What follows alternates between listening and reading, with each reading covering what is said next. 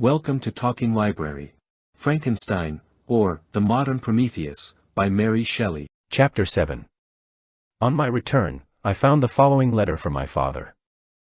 My dear Victor, you have probably waited impatiently for a letter to fix the date of your return to us, and I was at first tempted to write only a few lines, merely mentioning the day on which I should expect you. But that would be a cruel kindness, and I dare not do it. What would be your surprise, my son, when you expected a happy and glad welcome, to behold, on the contrary, tears and wretchedness? And how, Victor, can I relate our misfortune? Absence cannot have rendered you callous to our joys and griefs. And how shall I inflict pain on my long-absent son? I wish to prepare you for the woeful news, but I know it is impossible. Even now your eye schemes over the page to seek the words which are to convey to you the horrible tidings. William is dead. That sweet child, whose smiles delighted and warmed my heart, who was so gentle, yet so gay.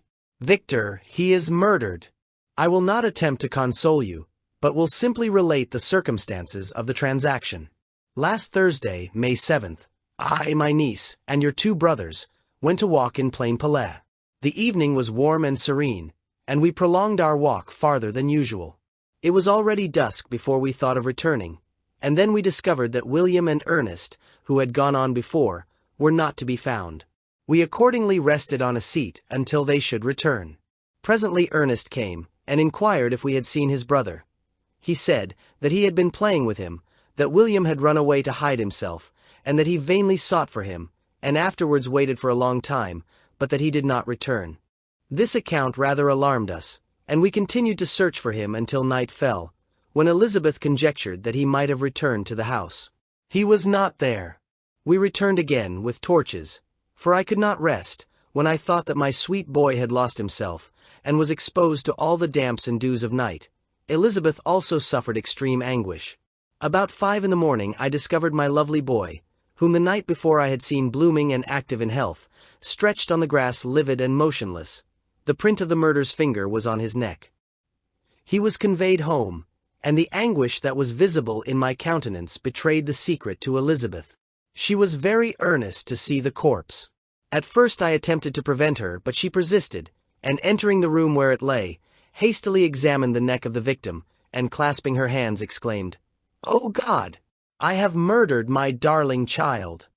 She fainted, and was restored with extreme difficulty.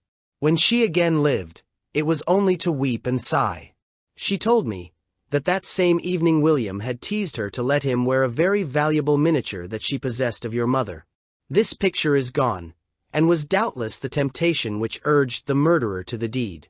We have no trace of him at present, although our exertions to discover him are unremitted, but they will not restore my beloved William. Come, dearest Victor, you alone can console Elizabeth. She weeps continually, and accuses herself unjustly as the cause of his death. Her words pierce my heart. We are all unhappy, but will not that be an additional motive for you, my son, to return and be our comforter? Your dear mother. Alas! Victor, I now say, thank God she did not live to witness the cruel, miserable death of her youngest darling. Come, Victor, not brooding thoughts of vengeance against the assassin, but with feelings of peace and gentleness, that will heal, instead of festering, the wounds of our minds. Enter the house of mourning, my friend, but with kindness and affection for those who love you, and not with hatred for your enemies. Your affectionate and afflicted father, Alphonse Frankenstein. Geneva, May 12, 17. Clerval, who had watched my countenance as I read this letter, was surprised to observe the despair that succeeded the joy I had first expressed on receiving news from my friends. I threw the letter on the table, and covered my face with my hands. My dear Frankenstein, are you always to be unhappy? My dear friend, what has happened? I motioned him to take up the letter, while I walked up and down the room in the extremest agitation. Tears also gushed from the eyes of Clerval, as he read the account of my misfortune. I can offer you no consolation, my friend. Your disaster is irreparable. What do you intend to do? To go instantly to Geneva. Come with me, Henry, to order the horses. During our walk, Clerval endeavored to say a few words of consolation. He could only express his heartfelt sympathy. Poor William. Dear lovely child, he now sleeps with his angel mother, who that had seen him bright and joyous in his young beauty, but must weep over his untimely loss. To die so miserably, to feel the murderer's grasp. How much more a murder that could destroy radiant innocence? Poor little fellow! One only consolation have we, his friends mourn and weep, but he is at rest. The pang is over, his sufferings are at an end forever. A sod covers his gentle form, and he knows no pain. He can no longer be a subject for pity, we must reserve that for his miserable survivors. Clerval spoke thus as we hurried through the streets. The words impressed themselves on my mind and I remembered them afterwards in solitude. But now, as soon as the horses arrived, I hurried into a cabriolet, and bade farewell to my friend. My journey was very melancholy. At first I wished to hurry on, for I longed to console and sympathize with my loved and sorrowing friends, but when I drew near my native town, I slackened my progress. I could hardly sustain the multitude of feelings that crowded into my mind. I passed through scenes familiar to my youth, but which I had not seen for nearly 6 years. How altered everything might be during that time. One sudden and desolating change had taken place, but 1,000 little circumstances might have by degrees worked other alterations, which, although they were done more tranquilly, might not be the less decisive. Fear overcame me, I dared no advance, dreading 1,000 nameless evils that made me tremble, although I was unable to define them. I remained 2 days at Lausanne, in this painful state of mind. I contemplated the lake, the waters were placid, all around was calm, and the snowy mountains, the palaces of nature, were not changed. By degrees the calm and heavenly scene restored me, and I continued my journey towards Geneva. The road ran by the side of the lake, which became narrower as I approached my native town. I discovered more distinctly the black sides of Jura, and the bright summit of Mont Blanc. I wept like a child. Dear mountains! My own beautiful lake! How do you welcome your wanderer? Your summits are clear, the sky and lake are blue and placid. Is this to prognosticate peace, or to mock at my unhappiness? I fear, my friend, that I shall render myself tedious by dwelling on these preliminary circumstances, but they were days of comparative happiness, and I think of them with pleasure. My country, my beloved country! Who but a native can tell the delight I took in again beholding thy streams, thy mountains, and, more than all, thy lovely lake? Yet, as I drew nearer home, grief and fear again overcame me. Night also closed around, and when I could hardly see the dark mountains, I felt still more gloomily. The picture appeared a vast and dim scene of evil, and I foresaw obscurely that I was destined to become the most wretched of human beings. Alas! I prophesied truly, and failed only in one single circumstance, that in all the misery I imagined and dreaded, I did not conceive the 100th part of the anguish I was destined to endure. It was completely dark when I arrived in the environs of Geneva, the gates of the town were already shut, and I was obliged to pass the night at Cetron, a village at the distance of half a league from the city. The sky was serene, and, as I was unable to rest, I resolved to visit the spot where my poor William had been murdered. As I could not pass through the town, I was obliged to cross the lake in a boat to arrive at Plainpalais. During this short voyage I saw the lightning playing on the summit of Mont Blanc in the most beautiful figures. The storm appeared to approach rapidly, and, on landing, I ascended a low hill that I might observe its progress. It advanced, the heavens were clouded, and I soon felt the rain coming slowly in large drops, but its violence quickly increased. I quitted my seat, and walked on, although the darkness and storm increased every minute, and the thunder burst with a terrific crash over my head. It was echoed from Salive, the Jura, and the Alps of Savoy. Vivid flashes of lightning dazzled my eyes, illuminating the lake, making it appear like a vast sheet of fire. Then for an instant everything seemed of a pitchy darkness, until the eye recovered itself from the preceding flash. The storm, as is often the case in Switzerland, appeared at once in various parts of the heavens. The most violent storm hung exactly north of the town, over the part of the lake which lies between the promontory of Bellerive and the village of Copet. Another storm enlightened Jura with faint flashes, and another darkened and sometimes disclosed the Mole, a peaked mountain to the east of the lake. While I watched the tempest, so beautiful yet terrific, I wandered on with a hasty step. This noble war in the sky elevated my spirits, I clasped my hands, and exclaimed aloud, "William, dear angel! This is thy funeral, this thy dirge."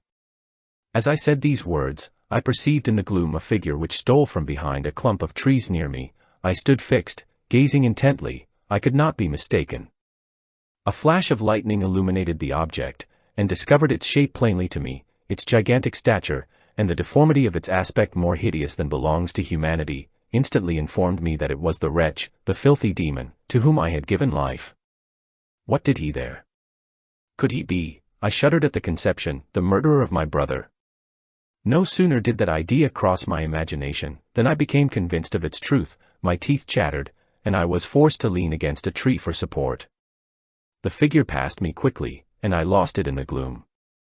Nothing in human shape could have destroyed the fair child. He was the murderer. I could not doubt it. The mere presence of the idea was an irresistible proof of the fact. I thought of pursuing the devil, but it would have been in vain, for another flash discovered him to me hanging among the rocks of the nearly perpendicular ascent of Mont Saleve, a hill that bounds Plainpalais on the south. He soon reached the summit, and disappeared. I remained motionless. The thunder ceased, but the rain still continued, and the scene was enveloped in an impenetrable darkness. I revolved in my mind the events which I had until now sought to forget, the whole train of my progress toward the creation, the appearance of the works of my own hands at my bedside, its departure. 2 years had now nearly elapsed since the night on which he first received life, and was this his first crime? Alas! I had turned loose into the world a depraved wretch, whose delight was in carnage and misery, had he not murdered my brother.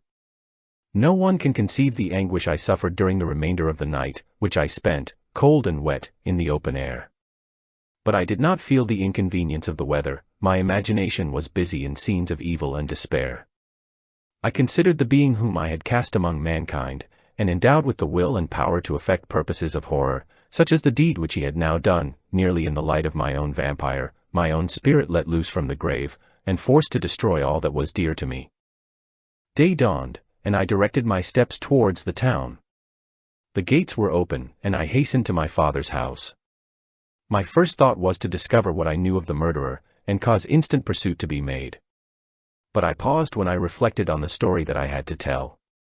A being whom I myself had formed, and endued with life, had met me at midnight among the precipices of an inaccessible mountain.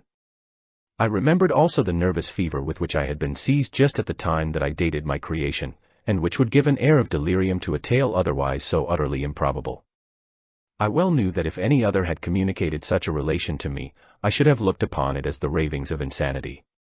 Besides, the strange nature of the animal would elude all pursuit, even if I were so far credited as to persuade my relatives to commence it. And then of what use would be pursuit? Who could arrest a creature capable of scaling the overhanging sides of Mont Saleve? These reflections determined me, and I resolved to remain silent. It was about 5 in the morning when I entered my father's house. I told the servants not to disturb the family, and went into the library to attend their usual hour of rising. 6 years had elapsed, passed in a dream but for one indelible trace, and I stood in the same place where I had last embraced my father before my departure for Ingolstadt. Beloved and venerable parent! He still remained to me. I gazed on the picture of my mother, which stood over the mantelpiece. It was an historical subject, painted at my father's desire, and represented Caroline Beaufort in an agony of despair, kneeling by the coffin of her dead father. Her garb was rustic, and her cheek pale, but there was an air of dignity and beauty that hardly permitted the sentiment of pity. Below this picture was a miniature of William, and my tears flowed when I looked upon it. While I was thus engaged, Ernest entered. He had heard me arrive, and hastened to welcome me. "Welcome, my dearest Victor, I wish you had come 3 months ago, and then you would have found us all joyous and delighted. You come to us now to share a misery which nothing can alleviate, yet your presence will, I hope, revive our father, who seems sinking under his misfortune, and your persuasions will induce poor Elizabeth to cease her vain and tormenting self-accusations. Poor William. He was our darling and our pride." Tears, unrestrained, fell from my brother's eyes. A sense of mortal agony crept over my frame. Before, I had only imagined the wretchedness of my desolated home. The reality came on me as a new, and a not less terrible, disaster. I tried to calm Ernest, I inquired more minutely concerning my father, and here I named my cousin. She most of all requires consolation. She accused herself of having caused the death of my brother, and that made her very wretched. But since the murderer has been discovered. The murderer discovered? Good God! How can that be? Who could attempt to pursue him? It is impossible. One might as well try to overtake the winds, or confine a mountain stream with a straw. I saw him too, he was free last night. I do not know what you mean, but to us the discovery we have made completes our misery. No one would believe it at first, and even now Elizabeth will not be convinced, notwithstanding all the evidence. Indeed, who would credit that Justine Moritz, who was so amiable, and fond of all the family, could suddenly become so capable of so frightful, so appalling a crime? Justine Moritz. Poor girl, is she the accused? But it is wrongfully, every one knows that, no one believes it, surely, Ernest. No one did at first, but several circumstances came out that have almost forced conviction upon us, and her own behavior has been so confused as to add to the evidence of facts a weight that, I fear, leaves no hope for doubt. But she will be tried today, and you will then hear all. He then related that, the morning on which the murder of poor William had been discovered, Justine had been taken ill, and confined to her bed for several days. During this interval, one of the servants, happening to examine the apparel she had worn on the night of the murder, had discovered in her pocket the picture of my mother, which had been judged to be the temptation of the murderer. The servant instantly showed it to one of the others, who, without saying a word to any of the family, went to a magistrate, and, upon their deposition, Justine was apprehended. On being charged with the fact, the poor girl confirmed the suspicion in a great measure by her extreme confusion of manner. This was a strange tale, but it did not shake my faith, and I replied earnestly, "You are all mistaken, I know the murderer. Justine, poor, good Justine, is innocent." At that instant my father entered. I saw unhappiness deeply impressed on his countenance, but he endeavored to welcome me cheerfully, and, after we had exchanged our mournful greeting, would have introduced some other topic than that of our disaster, had not Ernest exclaimed, "Good God, Papa! Victor says that he knows who was the murderer of poor William." We do also, unfortunately, for indeed I had rather have been forever ignorant than have discovered so much depravity and ingratitude in one I valued so highly. My dear father, you are mistaken, Justine is innocent. If she is, God forbid that she should suffer as guilty. She is to be tried today, and I sincerely hope, that she will be acquitted. This speech calmed me. I was firmly convinced in my own mind that Justine, and indeed every human being, was guiltless of this murder.